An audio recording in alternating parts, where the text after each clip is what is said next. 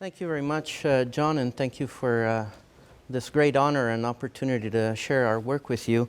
This is my second visit to University of Waterloo. The first time it was summer. Weather was not quite as dreary. But, Montreal is the same right now, so it's like being home. And so after your introduction, John, you kind of put me on the spot. Now I'm supposed to say something meaningful. That's going to be tough, right? You raised expectations too much.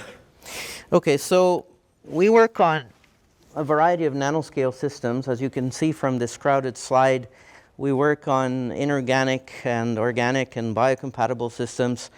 And nanoscale systems are fascinating because of all the sort of surprising properties that arise when you shrink a material to these very small dimensions. And so we're interested in fundamentals like really studying structure-property relations in these nanomaterials and also using them as building blocks for different emerging technologies. And so the guiding principle behind what we do is to study really the role of surfaces and interfaces and how they determine properties. And this is particularly crucial in a nanomaterial because when the volume is so small, actually most of the atoms are at the surface. The surface to volume ratio is completely different compared to a bulk system. And so this whole concept of structure-property relations takes this slant of focusing on surfaces and interfaces. So today I'll share with you some of our work on multifunctional materials. And as the title suggests, it means they exhibit two or more functionalities. Here you can see one of our favorites are multiferroics. So a ferroic system has one of the three ferroic properties being magnetism, ferroelectricity, ferroelasticity. And a multiferroic has two of the three. And when everything works fine, there's even a coupling between them. And we usually start with ferroelectrics because ferroelectrics are multifunctional in their own right as they have a high dielectric constant and they're also piezoelectric, which means there's a coupling between mechanical and electrical properties. They're pyroelectric, which means they're sensitive to heat, and they have an electro-optic activity, which means you can modulate the index of refraction by applying an electrical field. Now, these are complex materials that have complex phases, compositions, stoichiometry, etc. So it's very difficult to synthesize them, and especially if you want to take this view of structure-property relationships, ideally you want to grow them epitaxially. So you start from a substrate and you want to grow ordered layers so you have control over structure and see how properties vary as a function of structure. So we mostly use pulse laser deposition. That's a plasma-based deposition tool, which allows for very good control over stoichiometry. We also use chemical routes like hydrothermal synthesis, which are more easily scalable, but there's less control. Now, these are the 17 Sustainable Development Goals that have been identified by the United Nations as the main challenges that humanity needs to face for sustainable development of humans and other living species on this planet.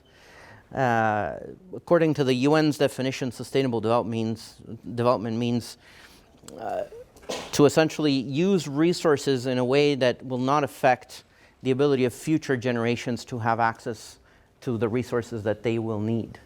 And as you can appreciate, that's quite the opposite of what we've been doing for the past few generations. Now, for me, out of these 17, energy is the central sustainable development goal. That's the one that we really need to address very, very imminently. You'll see why from this slide. So this graph taken from Physics Today about 12 years ago is still pretty accurate. You can see that about 85% of the energy we use is based on fossil fuels. And then there's a few percent of nuclear, a couple of percent hydroelectric. And in those days, all the other sources of energies were lumped into a generic category called biomass and other. That, of course, includes all the renewables. Now, it is 10:48 in the morning. I'm not a morning person. And people say I'm permanently jet lagged, but I want to see if you guys are awake, so I'm going to start asking you questions. That puts you on the spot and is fun for me. So there's one source of energy which is going to be crucial for humanity's long-term survival on this planet. It is not labeled on the graph. What is it? Solar energy. Solar energy. Thank you very much. One person here is awake. That's a good sign. And the next question is a little bit tougher. What is the total contribution of solar energy in percent to the whole pie? Hint, it can't be high because it's not even labeled on the graph. 5%?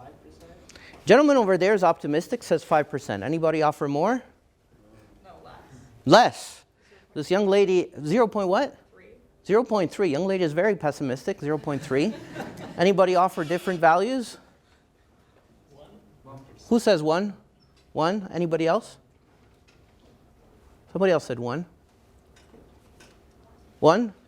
Most estimates are actually about 1. What did you want to say? 0.9. Are you an engineer? That's very accurate. Oh, 0.3 is also very accurate. So anyway, most estimates are around 1%.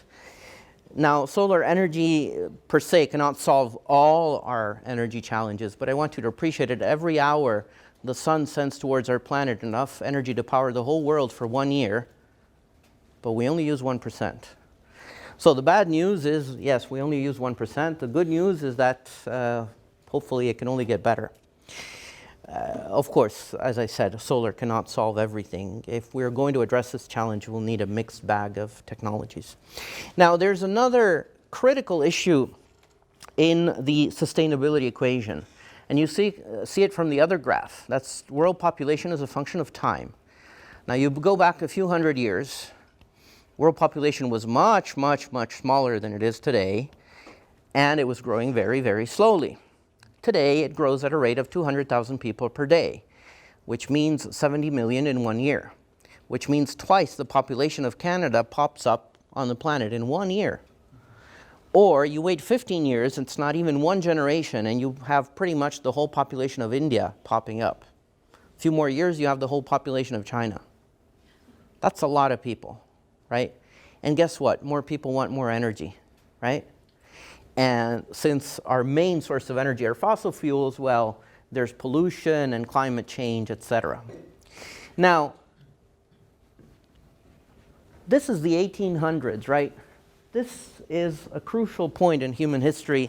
We usually refer to it as the Industrial Revolution. Which fuel powered the Industrial Revolution? I cannot hear you. People are whispering something that yes? Coal. Somebody finally has a little bit of voice. Yes, coal.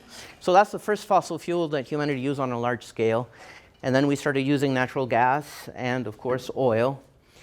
And that prompted the development of so many technologies that we take for granted today, including medical advances, so that in rich countries now the lifespan exceeds 80 years. And that's part of the reason why the world is overpopulated. And so everything that happened since the 1800s, or since we started using fossil fuels, can be called the energy revolution. Because, of course, fossil fuels do have a lot of bad things about them, like they're not renewable, or at least not on a time scale that matters to us. And, of course, they pollute. But they have huge advantages as well. So, first of all, for a long time, and still today to a large extent, they have been low cost. Second, they're easy to transport. And third, perhaps the most important aspect still today is they have huge energy density, so that from a small volume of fossil fuel, you can harness a lot of power. And that makes it very hard for us to displace them with renewable energy technologies. Now, that curve of human population is a function of time. What does it look like? Like an exponential. An exponential. What's special about the exponential curve?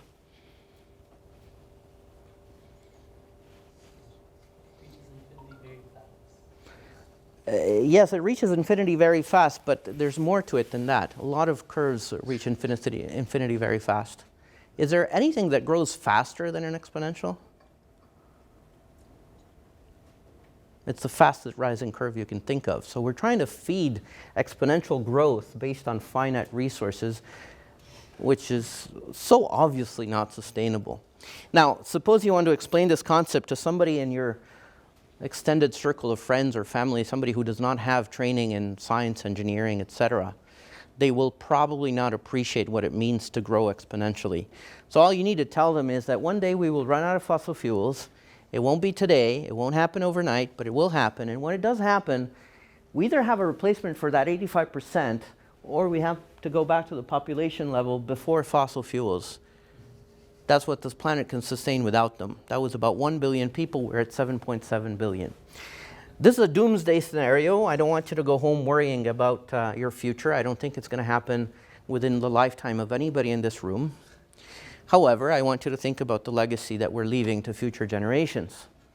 There's an old saying, an ancient saying from the natives of North America that says, we do not inherit the earth from our ancestors. We borrow it from our children. Now, this means that this is a much greater challenge than simply a scientific or technological challenge. It's, of course, political, scientific, economic, and so on. And therefore, it's not enough to do good science. As such, we created what is called the UNESCO chair as a sort of network of participating organizations that want to sort of jointly address a societal challenge. Typically, a UNESCO chair is supposed to address one or more of the Sustainable Development Goals. And there's about 22 UNESCO chairs in Canada. And they're supposed to act as think tanks and bridge builders between academia, local communities, research, and policy making. So ideally, we want to inform and influence policy decisions. Of course, that really depends on whether the government in power wants to listen. Incidentally, maybe the newly elected liberal minority government is still willing to listen. Not too sure. But the main issue here, I think, is really what happens south of our border. I'm not holding my breath about that, and I'm going to count on your generosity. I've been collecting funds because I subscribe to the view that we should build a wall at our southern border, but I'm not going to ask the Americans to pay for it. You can imagine that this joke goes down very well in Mexico. Anyway, the central challenge or goal for us is sustainable energy for all. And through the UNESCO chair, we host visiting professors, student exchanges, organize international workshops, and then we have a handful of PhD scholarships for students from about 30 different organizations in 15, 16 developing countries. UNESCO has a funny definition of developing or low and middle income countries. And geographically, they say that if you're a developed country, you count as north, and if you're still developing, you count as south. So in this geographical paradox, Australia counts as north and China counts as south. Anyway, we actually graduated the first batch with Yufeng here in the audience being the very first student, and she's a postdoc here at Waterloo now. And you'll see more about her work later. So the chair works on all aspects of, or most aspects of energy, saving, conversion, storage. Mostly we focus on solar technologies. So the challenge here is to transform most of those photons that you see in that distribution intensity that comes from the sun into other usable forms of energy. That means you need a material that can absorb a lot of photons and convert them into something else. And of course, there's no material that is ever going to convert 100%. In fact, this whole notion of 100% obviously is always impossible as dictated by the laws of physics. I'll share with you this concept that we have been working on, which is the bulk photovoltaic effect. Well, first I'll remind you. So this is a conventional semiconductor. I'll go to this side now. So there's a p-n junction, and so there's excessive N and P doping, and at the interface there's a space charge region, so there's an electrical field that forms. So you have this semiconductor with a band gap, and you absorb all the photons that are above the band gap, and each absorbed photon in principle can create an excited state called exciton. This exciton typically is short-lived, it splits into an electron hole pair, and the electrical field will drive these two charges towards electrodes. So you've succeeded in transforming radiation into electricity. So we've been using these ferroelectric films sandwiched between two electrodes. Ferroelectrics tend to be large band gap semiconductors. So again, you absorb your photons above the band gap. They form an exciton split in electron hole pairs. Now I don't need a p-n junction because there's a electrical field that carries across the whole film. That's what a ferroelectric is. It's a material that retains a permanent polarization and therefore has an internal electrical field. So basically, that electrical field will drive your charges towards electrodes. Well, this effect was discovered in 1970, and you may have never heard of it because it turns out it's not very efficient. So first of all, ferroelectrics have a large band gap, which means you're only absorbing photons in the UV. How many photons in percentage are there in the UV? That's a tougher question. Anyone? 4%. 4 to 5%. So you're giving up on 95% photons. Then ferroelectrics are also insulators. So once you've transformed those meager 4% photons into electrons and holes, they don't want to actually move anywhere. Typical current densities are nanoamps per centimeter. So when the effect was first discovered, the efficiency was 10 to the minus 7. In other words, a nano efficiency. Nano is good for many things, but not for efficiency. You don't need to form a p-n junction. The total photovoltage is a series sum across grain voltages, so it can exceed the band gap. These are two advantages. Here's where multiferroics come in, because you need an alignment of planets to have both magnetic and ferroelectric properties at the same time. And essentially, to attain that, you need d electrons in your band structure. And as soon as you introduce d electrons, typically you're able to have much smaller band gaps. So for bismuth ferrite, the band gap can vary between about 2.2 to 2.9, which is already better. For bismuth manganite, it's 1.1 to 1.2. 1.1 is similar to silicon. And our champion material is bismuth iron chromium oxide, 1.4 to 2.1. 1.4 is an ideal case in photovoltaics. And in fact, the proof of principle for BFCO, we showed it about 8 years ago. We obtained a fantastic PCE efficiency of 1%. Now, 1% is nothing compared to a commercial silicon panel at 20%. But recall that the first values were 10 to the minus 7, so we bridged 8 orders of magnitude. I'm not going to claim that this is going to become commercial anytime soon, but it is still pretty exciting.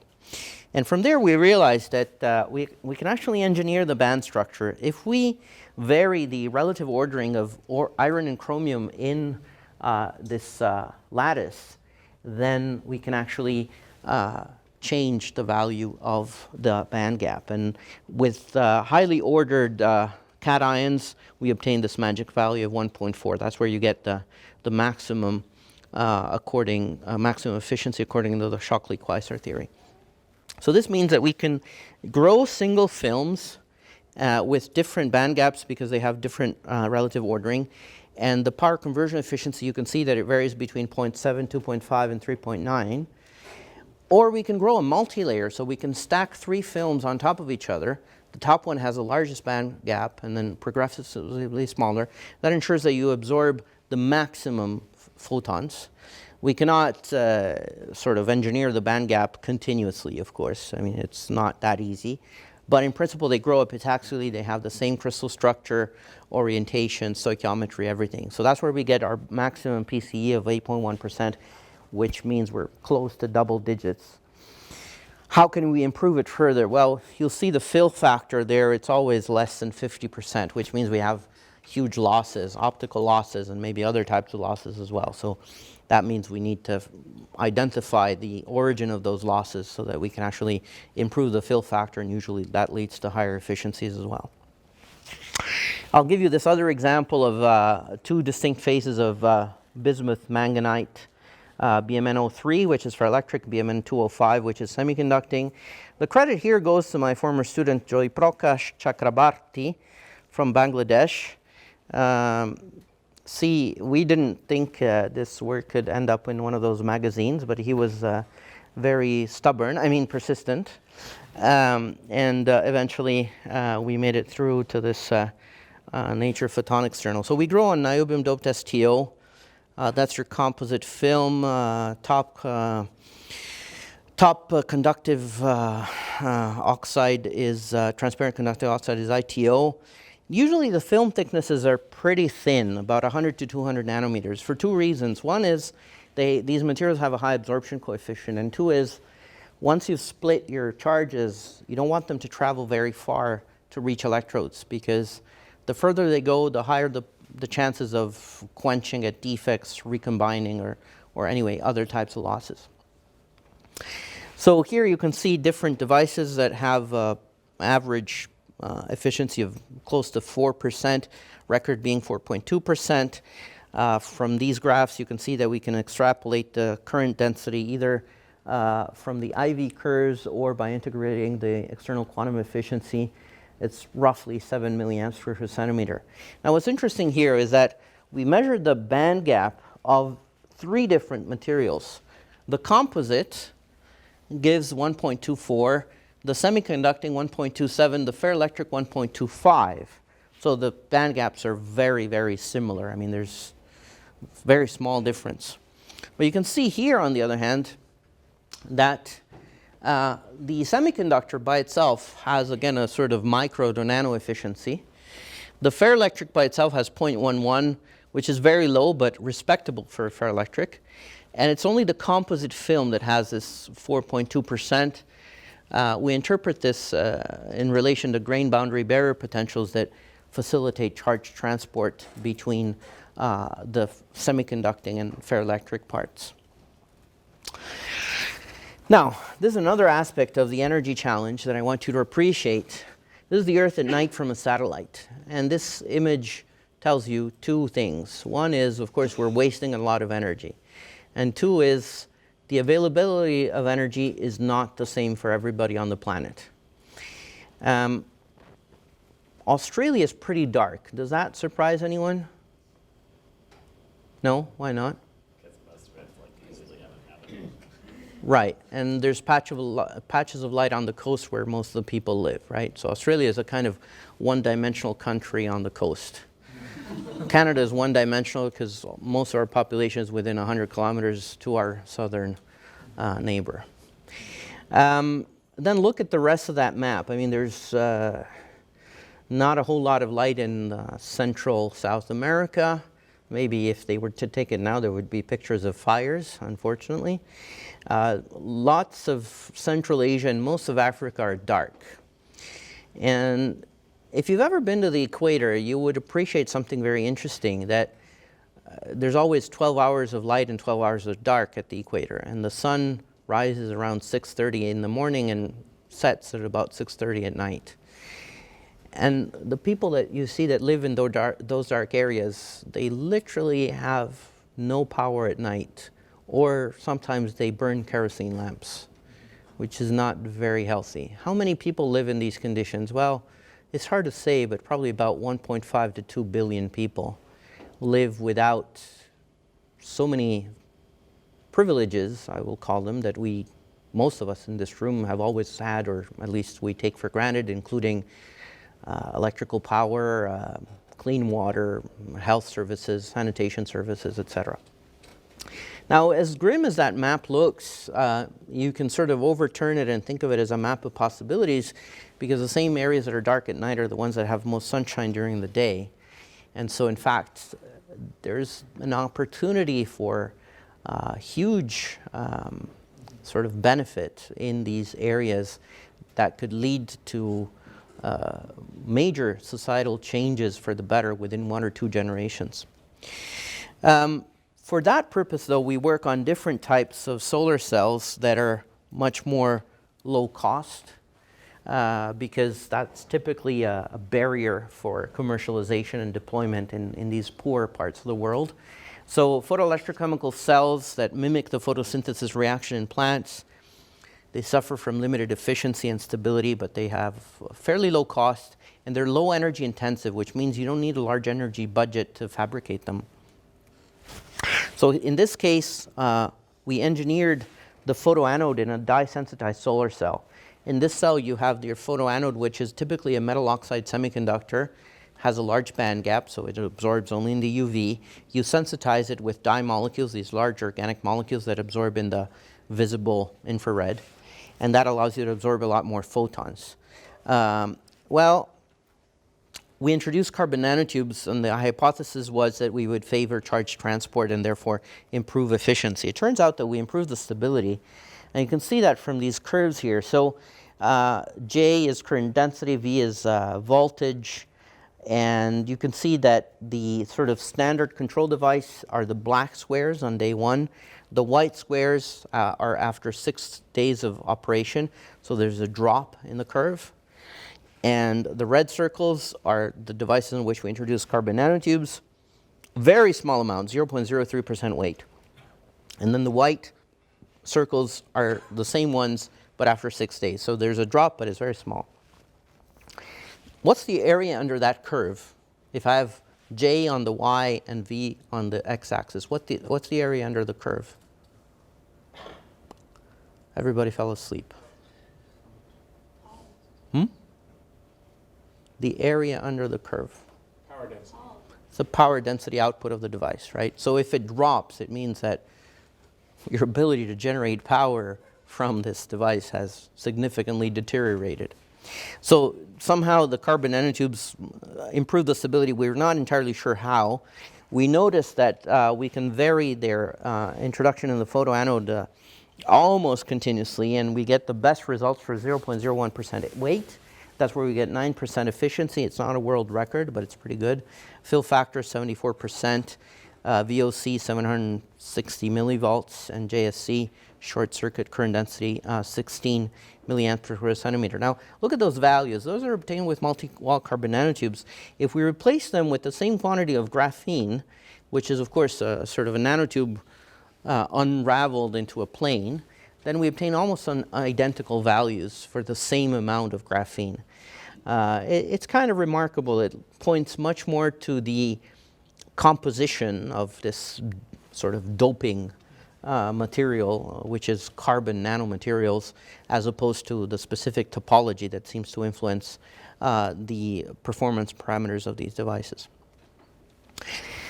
Now from there, we decided to sort of engineer our own sensitizers. So instead of using dyes that you have to buy unless you're a gifted synthetic organic chemist, we synthesize inorganic quantum dots that are semiconductor nanocrystals. And you can essentially vary their band structure and band gap by changing their size and shape and composition and so on. And they're easy to make, even for someone like me with a background in physics and infinite ignorance in chemistry. And so and they're also low cost and so on. They suffer from similar issues in terms of stability and whatnot. I think we can skip this one.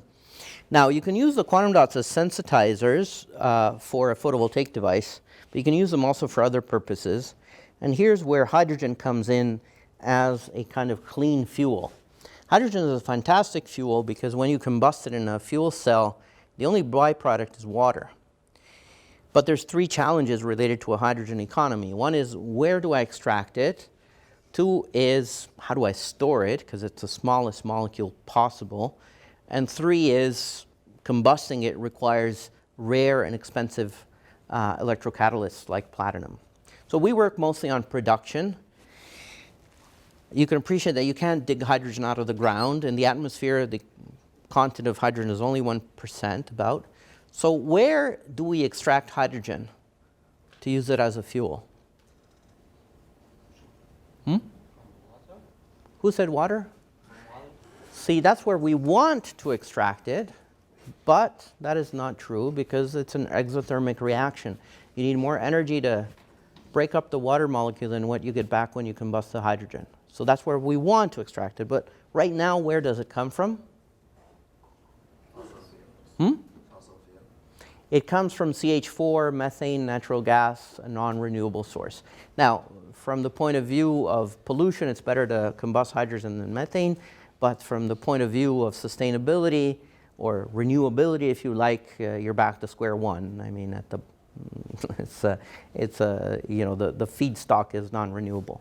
So 70% of the planet is covered in water. That's why we want to extract it from water. But we need some free energy, so to speak, to make up for that differential. Where do we get that free energy? From the sun, right. I want to appreciate, though, and this is where I'll usually make a small stop. Nothing comes for free. Let's remind ourselves of the laws of thermodynamics. What does the first law say? The first law of thermodynamics. Definitely more coffee. The first law of thermodynamics. Beautiful. You could state it in 3 words. Energy is conserved. So it gives us hope because, hey, we can break even, right? We can't create energy. So God forbid somebody says we can generate energy in my presence. Please do not do that.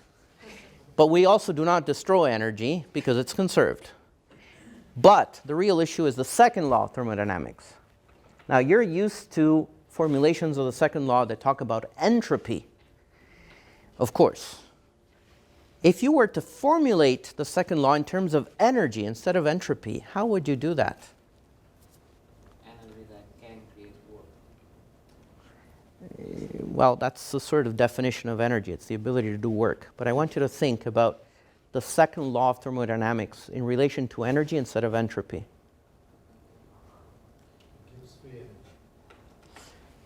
Elaborate a little bit. When you think of entropy, that's a measure of disorder, right? So are all types of energy the same in terms of order or disorder? No? Yeah? I think what was suggested earlier was energy that cannot create work. Oh, that can, okay. I'm sorry. Okay, I misheard you. Sort of, yes, sort of. The point is that take heat. Is it a good form of energy? No. Why? It's not very efficient. Huh? It's not very efficient. Yeah, but why? We just said it. High entropy. It's very disordered. What's the best form of energy? Huh? Work is not a form of energy, huh? Kinetic energy? Well, kinetic, sort of. Typically, it's electricity. Electricity is the one that has the lowest entropy, the highest order. The challenge here is that electricity does not exist on the planet in a way that we can use it because we can't really capture lightning bolts. So whenever we convert energy, we typically first convert it to electricity or store it and then into something else. And when you convert electricity into heat, your conversion efficiency is as close to 100% as you can ever dream of. That loss is not energy that is destroyed because the first law still holds, but it's dissipated because of entropy. But if you transform heat into electricity, you have much higher losses, again, because of entropy. So that's what we're always up against, and that's why there's no free lunch. You have to transform energy and store it and so on, and in any transformation, there's going to be losses and dissipation due to entropy. So that's the second law is what always imposes an upper limit on what you can actually do. So we can use these quantum dots as sensitizers for these solar cells for hydrogen production. You can see here we started with a core shell architecture, core of lead sulfide or lead selenide, shell of cadmium sulfide or lead cadmium selenide. Again, you can engineer the band structure, vary the composition, the relative size of core and shell, and we get fairly high values of photocurrent density and hydrogen generation per day. You can then go to a greener sort of variety of quantum dots, because when you have lead and cadmium, it makes people squirm, and rightly so. Those are very toxic elements. So there we went to these greener materials like copper indium sulfide selenide, and there's a price to pay, of course. And you can see that the current density drops from 11 to about 3 milliamps per square centimeter. Again, there's no free lunch. I mean, when you gain somewhere, you typically lose somewhere else. The latest generation of dots are actually carbon dots. In this particular case, this was work by Yufeng, who made near-infrared nanoplatelets using different absorbers. Of course, these again are These again contain toxic elements, but the performance of these nanoplatelets was actually quite a bit higher than similar quantum dots made with the same materials. The last technology that I wanted to mention to you are these luminescent solar concentrators or solar windows. So basically, if you want to use the area of your windows in a building to generate electrical power, you need a planar waveguide, which is a transparent polymer that you put in front of your window. And then you're going to have standard PV cells in the frame. And within the waveguide, you need chromophores or antennas. These are objects that will capture light at one wavelength and re-emit it at another wavelength. You can see here there was first the work by Yufeng, Advanced Energy Materials, 2016. Very highly cited paper. Again, these are core shell quantum dots that have a very high Stokes shift, which is the difference in wavelength between the absorbed photon and the re-emitted photon. You want it to be large so that you sort of prevent reabsorption processes when you hit other quantum dots. And the latest generation of dots for these solar windows are carbon dots. So again, a much greener process. And these carbon dots, well, they can be modified or standard, but typically a carbon dot is made mostly of carbon with a little bit of nitrogen, hydrogen, and oxygen, the four most abundant elements on the planet. And so in terms of sustainability of the feedstocks and resources, it's quite good. Also in terms of toxicity. I think I'm going to skip that. So nanostructured materials are of interest to us because they exhibit exciting properties due to the size reduction. And we mostly use them as building blocks to address different challenges, mostly the energy challenge. So I've shared with you some of our work on ferroelectric photovoltaics and third generation solar technologies, ranging from stability of dye-sensitized solar cells, hydrogen generation using quantum dot solar cells, and solar windows or luminescent solar concentrators. I typically advertise on behalf of Journal Materials Chemistry C because I'm one of the associate editors and they pay some of my bills. So Journal Materials Chemistry split into A, B, and C about 5 years ago. A is energy and catalysis, B is biomedical, C is electronics, optoelectronics, etc. You may have already published or submitted to this journal. If ever I'm the associate editor who rejected your work, I hope you will not hate me. And if you're interested in writing a review article, please let me know. I also wanted to highlight this professional development course that I created about 15 years ago at INRS.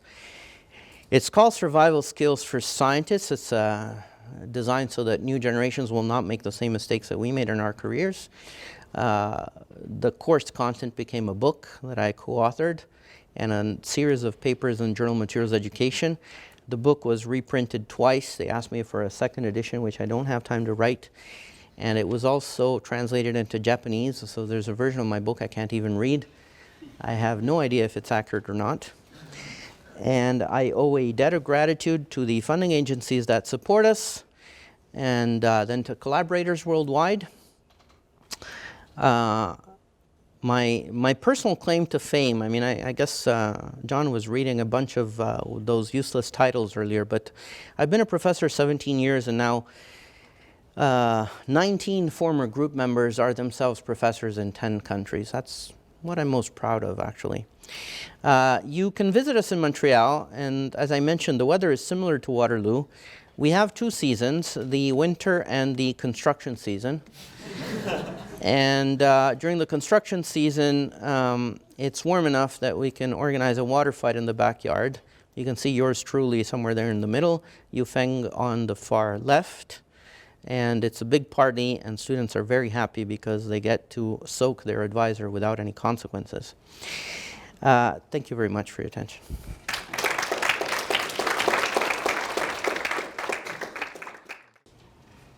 So if you go back to the ferromagnetic material solar cells, I was just wondering,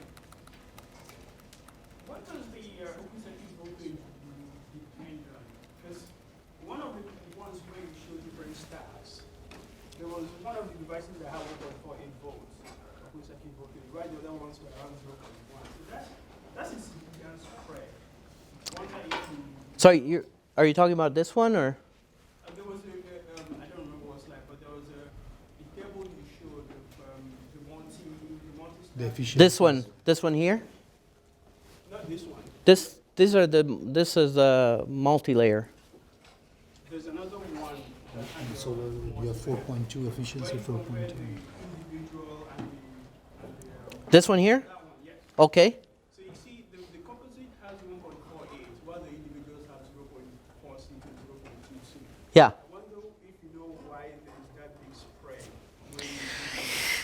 That's a good question, and I mean, I'm sort of tentatively, the answer comes in part from here because in principle, the total photovoltage is a series sum across grain voltages.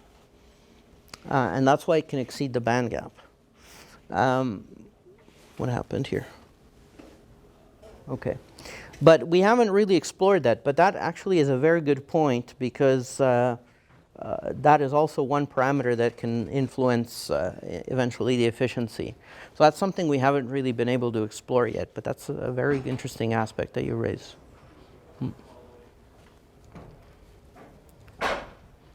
Yes.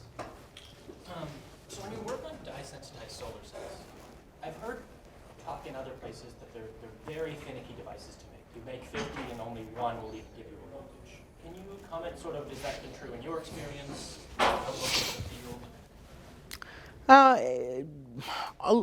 Many of these devices are finicky for one reason or another, but in our experience, dye-sensitized are not that bad. I mean, there's, like always, there's a learning curve. So at the beginning, you're going to throw out most of your devices, but at some point, you know, they're quite reproducible. So that hasn't really been our experience.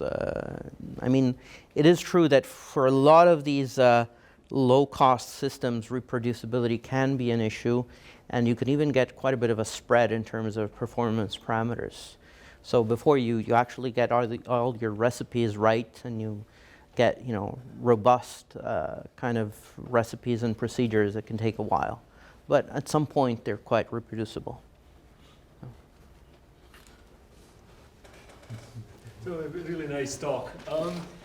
One question in your say magnetic ferroelectrics. I'm not sure if I want to call them multiferroics because that coupling constant is probably not established. But do you even care about the magnetic component of this, or this is really based only on engineering the band gap?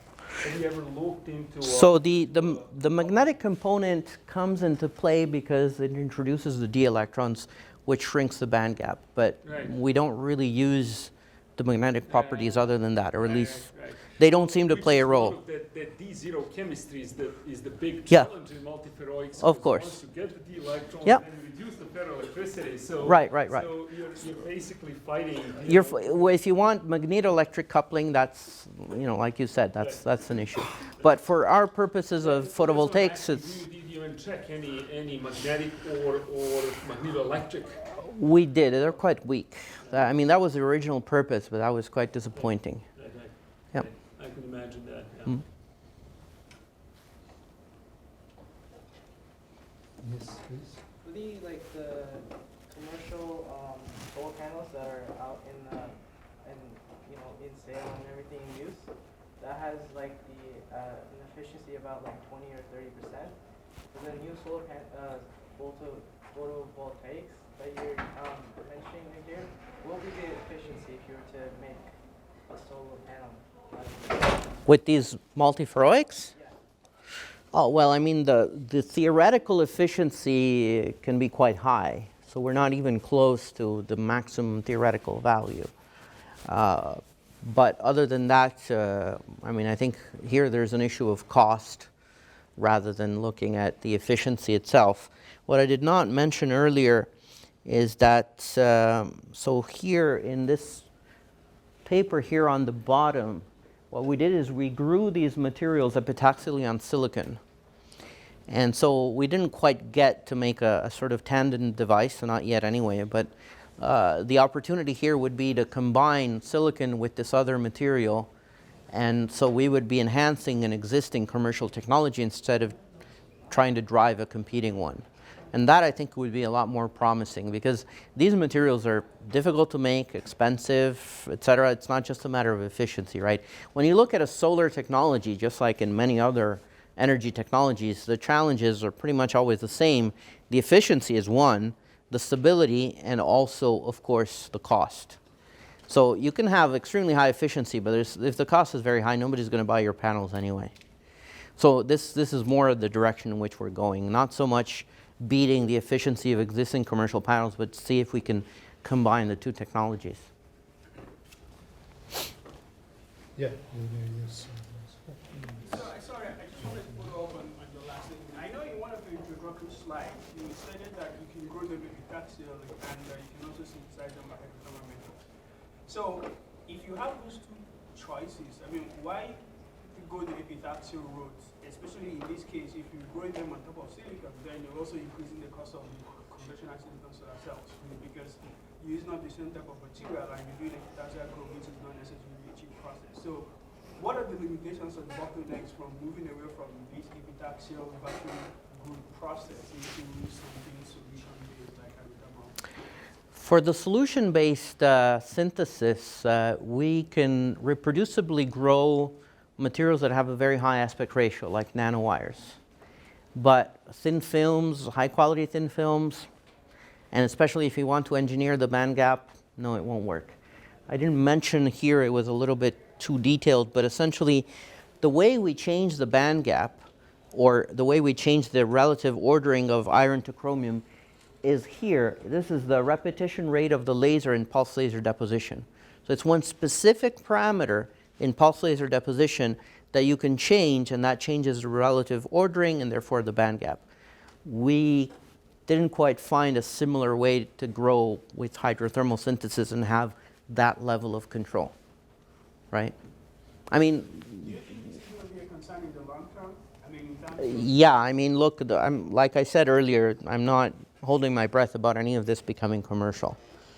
I mean, remember, I'm an academic. My output are the people I train. This is good for publishing in these magazines, but at the end of the day, it's knowledge we're producing and people we're training. Then if we're lucky, one day maybe one of these materials might become a technology somewhere if a company decides to develop it, but I'm not really holding my breath about it. Even within the UNESCO chair, what we're really trying to do is build capacity and train people, not really produce technologies that can be credibly deployed within a few years, right? Let's thank Mr. Federico. Thank you so much. We have